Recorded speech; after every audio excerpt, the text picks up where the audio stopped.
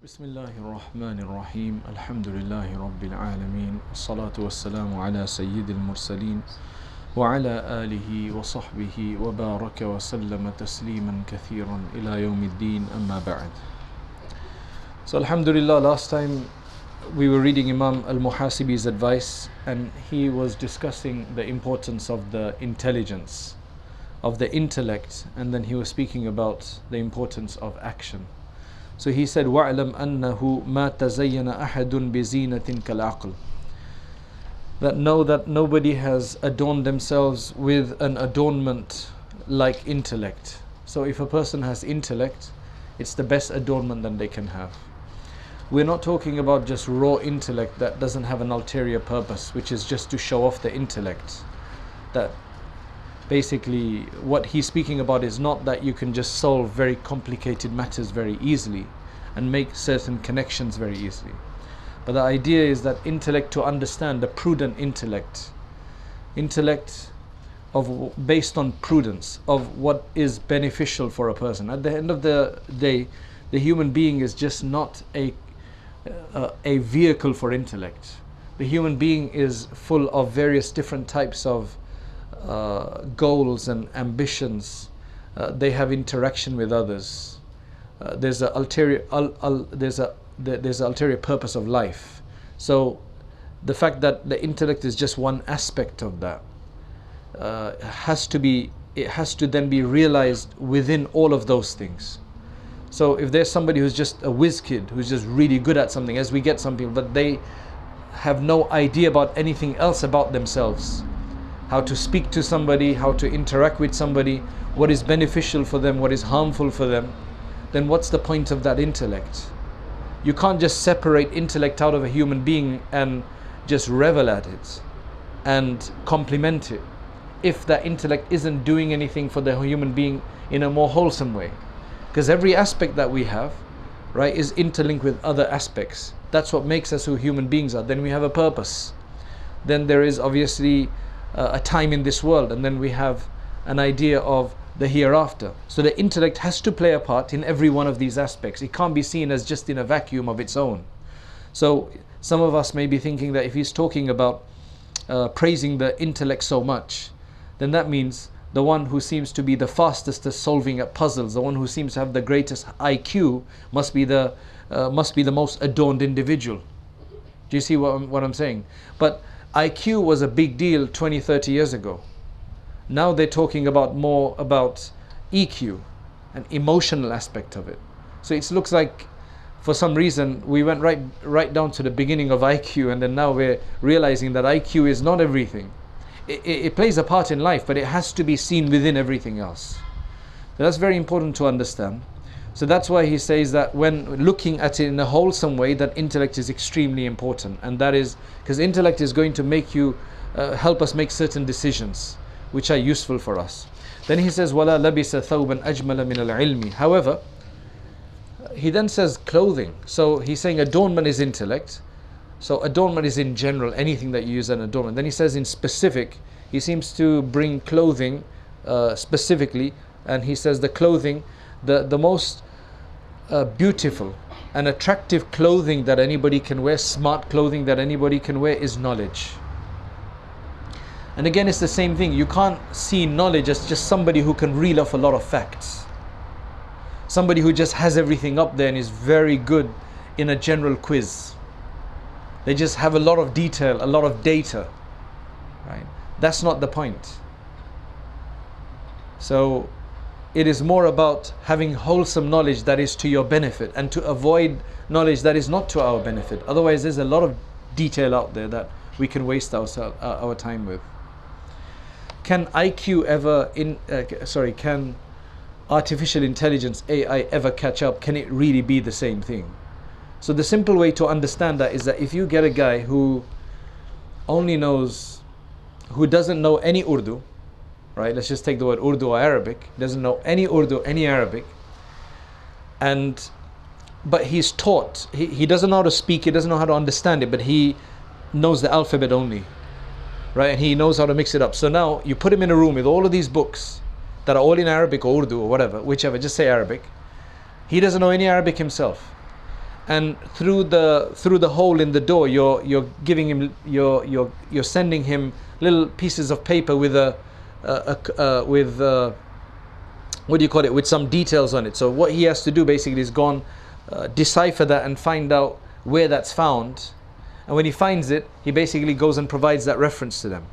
Does he understand what's going on, or is he just literally combining details together that he has no idea of? Do you see what I'm saying? He knows that I can find these kind of symbols are found here and these are found in here. So he brings that information, writes it down because he knows how to write or type, and then he sends it back. Right? Now you can clearly see that there's going to be mistakes made in that. That is where you can get really good at it in terms of getting the right information. Right? Okay, this means this, so get that information. But you can't process that information. So you can't use your own intellect in that case to actually understand what is being said. Right? You're just literally making connections. So that's pretty much what artificial intelligence does right now. It just does it very well. But it doesn't understand, it can't correct errors, for example, in that sense, unless it's been trained to do that in particular. So nobody wore any garments that were more beautiful than knowledge. And then he gives his reasons. He says, because لأنه ما عرف الله إلا بالعقل ولا أطيع إلا بالعلم. Now remember, for Muslims, the ulterior purpose is Allah subhanahu wa ta'ala. What is life without Allah? That's why he's saying that the reason for this is that Allah subhanahu wa ta'ala has never been recognized except through the intellect. You need the intellect to understand Allah subhanahu wa ta'ala, to gain an awareness of Him. So that's why it makes it so important. It's the tool to understand Allah with. That's why it's so important. But then also in that, he's indicating of why intellect is so important, why you need it in the first place. Then he says, لأنه ما ولا أطيع إلا بالعلم. And without knowledge, he cannot be worshipped. Sorry, yes, he can't be. You can't show obedience to Allah subhanahu wa ta'ala except through knowledge. Because let's just say somebody who doesn't know much, they've not had a very good life in terms of the deen. Suddenly they get really inspired because somebody died in their family and they saw a death or something, and now they want to start doing something for the sake of Allah, but they don't know where to start. They don't know how to pray properly or whatever the case is. Can you see that even though they want to obey Allah, they don't know how to obey Allah? So you need knowledge for that. And the more we gain out of that knowledge, the more ways we'll have to, inshallah, obey Allah subhanahu wa ta'ala. Hasan al-Basri rahimahullah, he says that لو كان للعلم سورة, that if you were to give a form to knowledge, if knowledge was to take on a form, a representative form, لكان سورته أحسن من سورة الشمس والقمر والنجوم والسماء. Then literally the form of knowledge, if it took a depiction of something, if it could be visualized, it would be more beautiful than the sun, the moon, the stars and the sky all put together. It would be the most beautiful thing because of what it can provide. Mu'adh radiyallahu anhu, Mu'adh ibn Jabal radiyallahu anhu says that al-ilmu, and again these are perspectives of how they found knowledge and what they're saying about knowledge, which gives us an understanding how it benefited them. So he's saying that al-ilmu hayatul qulubi min al-jahl. The only way to basically give some life to the heart and remedy the ignorance, to basically remove the ignorance and give it health, is basically through knowledge. وَمِصْبَاهُ الْأَبْصَارِ مِنَ الظُّلْمَةِ. And likewise, with knowledge, it's basically the lantern of the eyes from darkness. Otherwise, essentially, what evil is being represented, or ignorance is being represented by darkness here. So when you have knowledge, you'll be able to see, no, that's wrong. That looks attractive, but it's wrong. وَقُوَّةُ الْأَبْدَانِ مِنَ الضُّعْفِ. And likewise, if you have knowledge, then it will be the strength of the bodies away from weakness. How does knowledge provide strength in the body when you're feeling so tired? How do you think that's going to do that? I can understand illuminating the eyes in terms of what you see, in terms of removing ignorance, but he's taking it to another level. He's saying that you're going to get strength out of this. Like he's talking about, you learn stuff and you get physically strong. What is he talking about then? Of course, because subhanallah, there's people who are tired but they've got motivation, and motivation comes from the knowledge of something, some kind of resolution you need to make, some kind of goal, and that comes through knowledge. And we know with human beings that's what it is. The people who are very tired, but then they need to stand up and do something, they will do it. You get the energy, it helps. Otherwise shaitan will try to make us feel tired anyway. يَبْلُغُ بِالْعَبْدِ مَنَازِلَ الْأَخْيَارِ وَالْأَبْرَارِ. The more you study and the more you, inshallah, focus on it, it will basically take a servant up to the level of the most elect and the most righteous ones. That's what knowledge does to a person. That's why any small course you can take, you can't become a scholar. That's understandable, that's fine. Right? We got a question recently from somebody who said that I think they'd taken a vow that if so and so happens or something happens, then I'm going to become a scholar, right, of the deen. Right? So there were some technicalities there, but the main thing is that while the vow wasn't a valid vow, we discovered because of the way they said it, but we said even if it's not valid or whatever, you've got your whole life to become an Islamic scholar. So an Islamic scholar doesn't mean that I need to do the next 6 years full time. You've got your whole life to keep studying and studying and studying, taking courses, and alhamdulillah, there are more and more courses that are being available. You take 2 courses this year, you take another 1 course next year, the third year is a bit busy, so you take half a course, right? The year after that you've got some time off, you take another course. Just keep yourself occupied and keep learning something. I think that's the best thing, right? And this is not just for non-ulama. Even for the ulama, they may have spent 5, 6, 7 years having studied, but it doesn't end there. They have to also continue. I mean, that's the whole purpose of this institute anyway. So it's for all of us. Knowledge never ends. There is always more and more and more to learn. When are you going to call yourself an alim? Right? When are you going to say, I'm a scholar now? You see what I'm saying? Nowadays, the thresholds of that is quite low. I mean, you can just say, I've studied here and I've sat in his gatherings for a few days, and some of the top scholars of the world have spent 3 days here and 2 days there. Met him in Makkah Mukarramah, Medina Munawwara, and he's a scholar now. Right? He's an alim, he's an alima now, right? You know, subhanallah, it's quite easy. So at the end of the day, let's not trick ourselves. Whether we've studied for 7 years, 6 years, or no years, let us continue to do something every year. Dedicate yourself to one course, whether that be a weekend course, an evening course, a one-off course, whatever the case is. It'll just make us better people and better, inshallah, more knowledgeable people. And he says, truly, يَبْلُغُ بِالْعَبْدِ مَنَازِلَ الْأَخْيَارِ وَالْأَبْرَارِ اللهم اجعلنا منهم وَالدَّرَجَاتِ الْعُلَى فِي الدُّنْيَا وَالْآخِرَةِ. And it will be that knowledge that will take you to the highest levels, both in this world and in the hereafter. He's saying, subhanAllah, this is again from himself, right? He's saying, وَالتَّفَكُّرُ فِيهِ يَعْدِلُ الصِّيَامِ. Just thinking over something to do with knowledge. This is obviously sacred knowledge we're talking about. Something, whatever it may be, that takes you to Allah subhanahu wa ta'ala, that makes you closer to Allah and gives you an understanding of the purpose of this world. Just thinking over an issue like that is better than fasting, or actually equal to fasting. Doesn't mean you don't have to fast anymore. وَمُذَاكَرَتُهُ تَعْدِلُ الْقِيَامِ. And to sit and have these important discussions on aspects related to knowledge, it's equal to standing up and praying at night in terms of reward you can get. That doesn't mean that it excludes you from praying at night, because the Prophet ﷺ used to do both. وَبِهِ تُوصَلُ الْأَرْحَامِ. Now these are tangible benefits. The more you learn, the less problems you'll have with others, especially your own kin.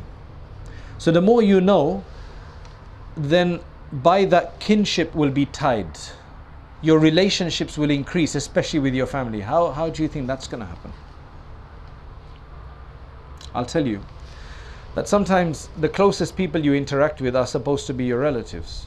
And not every relative of ours or every close person to us is a reasonable individual. Sometimes they do weird things. Sometimes they say strange things. Sometimes they act in a certain way. Sometimes they may do something wrong to us. The more knowledge you have, the more knowledge we have and the more piety we have, then we're able to tolerate that, right? We can basically we can interpret what they're doing in a positive way rather than in a negative way. I'm assuming that this is saying that your akhlaq will improve, your character will improve, and so on and so forth. And subhanallah, I'm telling you this, that there are so many times when something like that has happened and you get angry, and then you just suddenly think, you try to give an excuse because you've learned and you've studied things, so you're trying to give somebody an excuse that maybe they said it because of this. Sometimes, to be honest, you're angry with people because things haven't gone the way you wanted it to go. But if you really think deeply, you'll find out that it's not really the fault of the other person either.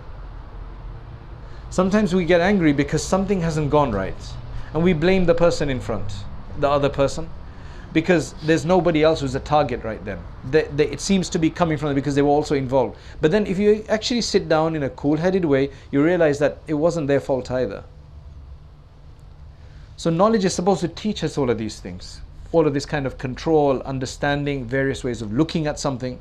The more you know, the more you understand, then we can say there's various ways of looking at things. It basically removes this narrow vision. And of course, وَيُعْرَفُ الْحَلَالُ مِنَ الْحَرَامِ. The halal will be recognized and distinct from the haram. And that's a major plus. But then you see, he's understanding knowledge in a very particular context. He's saying, وَهُوَ إِمَامٌ. Knowledge is your imam. Meaning knowledge is the imam. And if you consider knowledge as the imam, وَالْعَمَلُ تَابِعُهُ. The imam is a leader. So the follower to an imam is basically the action. So that means that you can't just keep studying and not have, basically you can't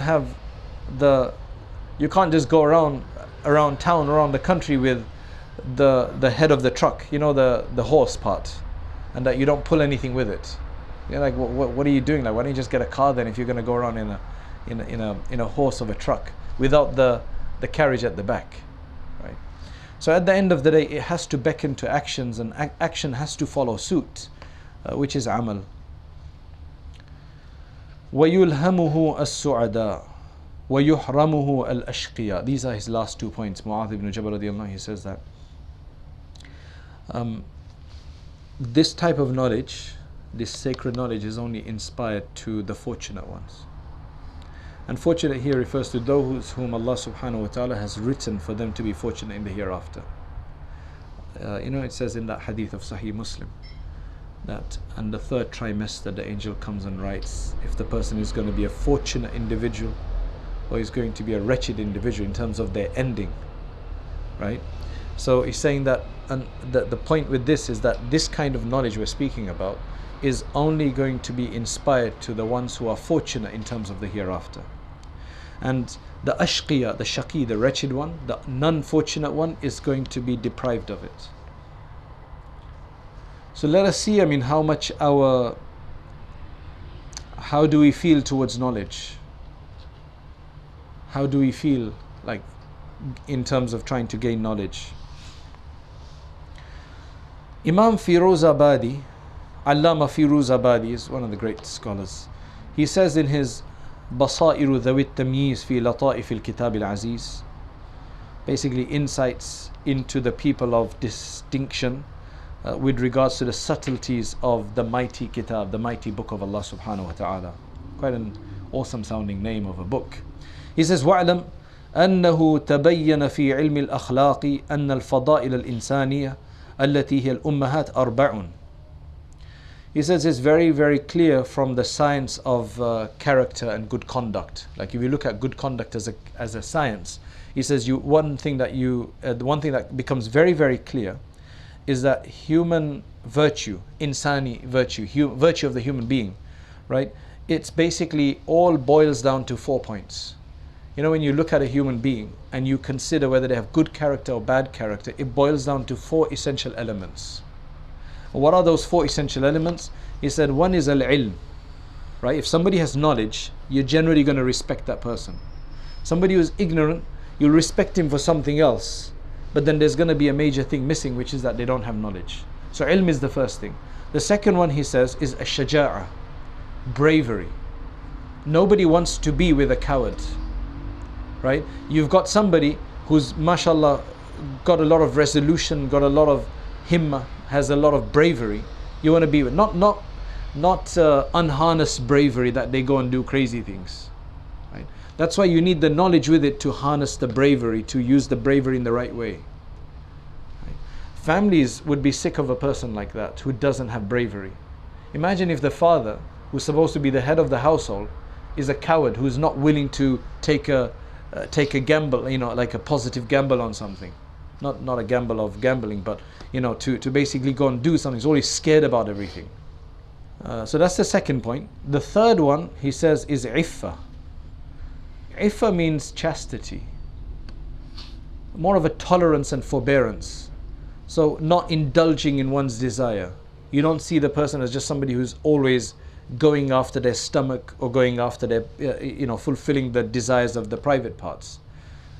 Somebody who fulfills, the natural desires, but is not going overboard with that. And somebody who has those desires. So it comes down to the moderation of these things. And the fifth one is adl, and which essentially he'll explain anyway. Adl is justice, a sense of justice in everything. At the end of the day, if you look at anybody's character, think of somebody you think has good character. It's going to boil down to knowledge, bravery, chastity, and moderation and justice. Think of somebody with bad character and see why you dislike it. And you notice it's got something to do with one of these things. Guy is just too greedy. Right? He's just too tight, too stingy. Right? He's just too ignorant. Whatever the case is.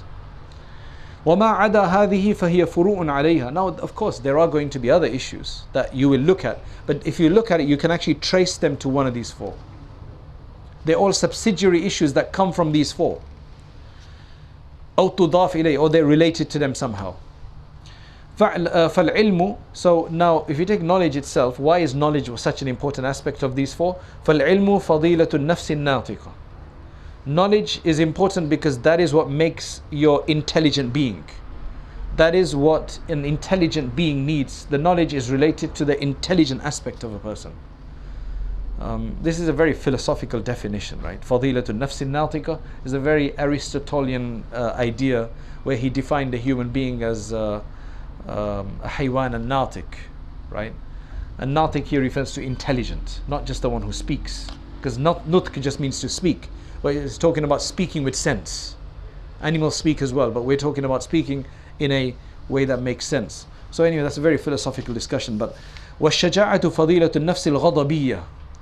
And shaja'a, bravery, that's to do with our faculty of anger, the heat, like get up and do something. And they say his water doesn't even move, right? He's got no fire in him at all. He just sits back, gets trodden over, his family gets abused, doesn't do anything. So shaja'a is the positive aspect of that. Number three, the third one he says is iffa, which is chastity. Fadilatul nafsi shahwaniya. That is basically the virtuous aspect of our desire, right? Because chastity is where the balance is in exercising our desires. If it's to the level of chastity, where you're basically allowing yourself to indulge in the halal and away from the haram, and not in the haram, then that is the moderation. That is what you call chastity. So then the last one, the justice aspect, he says وَالْعَدْلُ فَضِيلَةٌ عَامَّةٌ فِي الْجَمِيعِ. That governs all of them. That's a general virtue which encompasses all of them, because in all of these things you need moderation. So it's almost like there are three really, and the fourth one is a completion of all of the completion of those three. They're not really on equal footing because the adl spans all of them, and you need that justice and moderation to be able to moderate what it means by chastity, what it means by knowledge, and what it means by bravery. Because you don't want to overdo it. Too much bravery, the guy's going to do something crazy. Too less bravery, he's not going to even do what's necessary, right? That's basically what he's talking about. And then he says that, among all of these now, among all of these faculties, the intelligence faculty, what he calls an-nafsu natika, the intelligence faculty, he says clearly that has to be the most superior faculty of all of them. Like if you think about it, if you've got the faculty of desire, faculty of anger and bravery, and faculty of knowledge, which one do you think is most important? I mean, they're all necessary, but which one is most important? the knowledge one, right? Because that governs the others as well in a sense. So that's why he says that there's no doubt that the intelligence aspect of it is the most noble of these faculties, and that's why the virtue that comes with that, which was knowledge, right? Because that comes with intelligence, that has to be the most virtuous of these virtues among the four virtues, right? And this virtue cannot be found completely without having knowledge. And then he's telling us the whole trail here. He says that, but your knowledge cannot be completed and cannot be found without it. So you need intelligence and you need knowledge. You need them together. Al-Allama Nasiruddin al-Tusi, he mentions at the beginning, he has a treatise called Adabul Muta'allimin, the etiquette of those who study. He says, Sharaful ilmi la yakhfa ala ahad. The honor of knowledge should not be hidden on anybody. I mean, it's something quite clear, quite straightforward. إِذِ الْعِلْمُ هُوَ الْمُخْتَصْ بِالْإِنسَانِيَّةِ. Because knowledge, the ability to gain more knowledge, do you see any other animal doing that? Any other animate being doing that? You don't. It's something that is distinctively for human beings. Only humans go and study in schools and go to university and study books. No other animal does that. They speak, they procreate, they have desire, they eat, they do all of that, but they don't study. It's the thing which distinctively only human beings do. The animals also kill and murder and pillage and everything else, but humans, the one thing which is distinctive is that. And that obviously, he says that that's why everybody should understand that if that's what makes us so special as human beings, then it must be the most noble characteristic. لأن جميع الخصال سوى العلم يشترك فيه الإنسان وسائر الحيوانات كالشجاعة والقوة والشفقة. Because if you have bravery, you know, among the four issues we read, the bravery, the desire, the strength, the compassion, you find that in all animals. But knowledge you don't find in any other animal, only in the human being. وبه أظهر الله تعالى فضل آدم عليه السلام على الملائكة. And that is, it was knowledge that Allah subhanahu wa ta'ala used to show the virtue of Adam alayhi salam over all the angels as well. وَأَمَرَهُمْ بِالسُّجُودِ, and then told them to prostrate. And of course, one of the biggest things is that it is the only means to gain, basically it is only the means for eternal fortune and bliss, as long as action comes along with it according to its demands. Ilm and action, that's all it is. So may Allah make this an inspiration for us to continue if we're studying knowledge and to never give it up. To never give it up. If you're already teaching, then obviously the way to learn more knowledge, if you can't go and formally take a class, is to take on a new subject and study it for yourself and just ask where guidance is needed. Otherwise, if you can't do that, then for those who are not ulama, then they just study with others. And again, you've got your whole life to become an alim, right? So we just want to see before we die what level we've gotten to. That's the most important thing. Let us not abandon it completely if we can't get it all at once, right? So may Allah subhanahu wa ta'ala grant us beneficial knowledge, and may Allah subhanahu wa ta'ala make it a zina for us, an adornment for us. اللهم أنت السلام ومنك السلام تبارك يا ذا الجلال والإكرام. اللهم صل وسلم على سيدنا محمد وعلى آل سيدنا محمد وبارك وسلم. اللهم يا حي يا قيوم برحمتك نستغيث. اللهم يا معدن الجود والكرم اغفر لنا وارحمنا. اللهم اغفر لنا وارحمنا وعافنا واهدنا وارزقنا. اللهم اغفر لأمة سيدنا محمد صلى الله عليه وسلم. اللهم اغفر للمسلمين والمسلمات والمؤمنين والمؤمنات الأحياء منهم والأموات. Ya Allah, we ask you for your special forgiveness. O Allah, forgive us our wrongdoings, our excesses. Ya Allah, we ask you for forgiveness from all the sins we have committed, from all of our weaknesses, from all of our deficiencies. O Allah, we ask that you make us among those who are close to you, those who can live a life of piety and taqwa. O Allah, we are surrounded by difficulties, we are surrounded by temptations, we are surrounded by distractions. O Allah, we are indulgent and involved with so many things that are useless for us. that is of no benefit to us. In many cases that is of no benefit to us both in this world or the hereafter.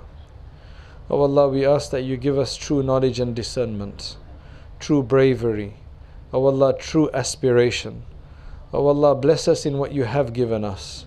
O Allah, you've given us so many opportunities. We ask that you make our circumstance conducive to taking benefit from these opportunities.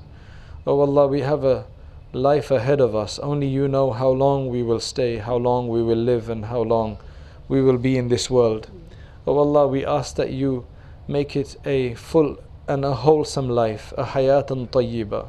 O Allah, that you protect us from all forms of evil which are out there, all forms of depression, all forms of dissatisfaction with you especially. O Allah, make us satisfied with you.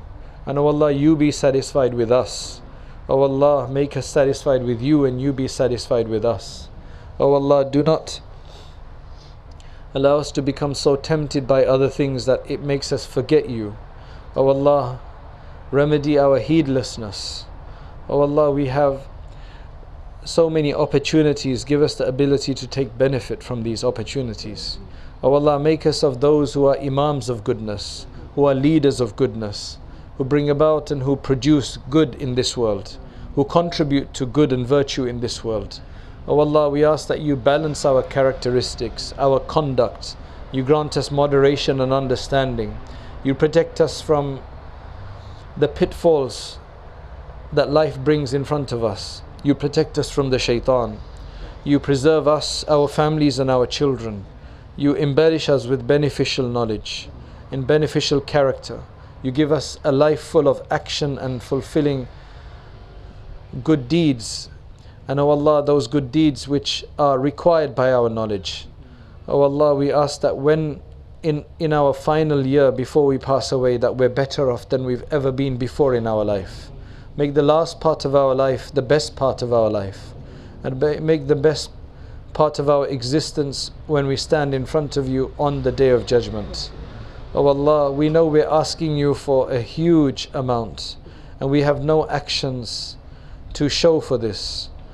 But O Allah, we know that your generosity knows no bounds.